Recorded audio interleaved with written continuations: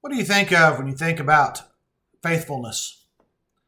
As we're looking at the fruit of the Spirit in Galatians 5, specifically verse 22, it lists that as one of the fruits of the Spirit. But the fruit of the Spirit is love, joy, peace, patience, kindness, goodness, faithfulness.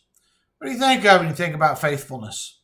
First thing that comes to my mind is when I speak at funerals and I talk about the person that has just passed and they were faithful. What do I mean when I say they were faithful?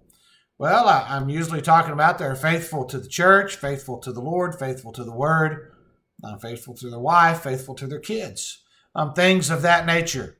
While we might think of this passage when we think about faithfulness being tied to our relationship with God, it is important that we are true and faithful to God's will. Definitely. Let's not miss that. But I believe that since we're talking about things that should be visible in our lives, that this text is talking about us as a person being faithful, being dependable, being who we say we are, doing what we say we're going to do. Somebody can count on us. Long years ago, you could use the expression, that's like putting money in the bank, a handshake. If you shook someone's hand and you had that agreement and a handshake, that was as good as money in the bank. It was solid. You could count on that. Well, we don't see that kind of faithfulness in the world today.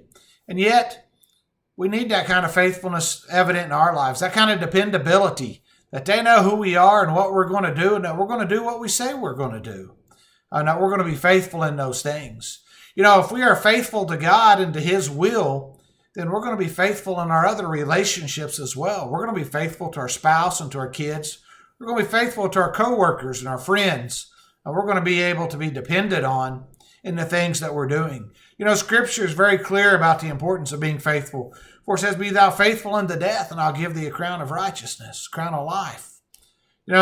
We need to be faithful to God, but being faithful to God involves being faithful in the other areas of our life. Whether it's an employee, we're faithful to show up at work day in and day out. We're faithful to work hard. Whether it's as a friend, we're faithful to be able to be there, to be depended on in all of those areas. So I ask you this as we close today. Is faithfulness a fruit that can be seen in your life?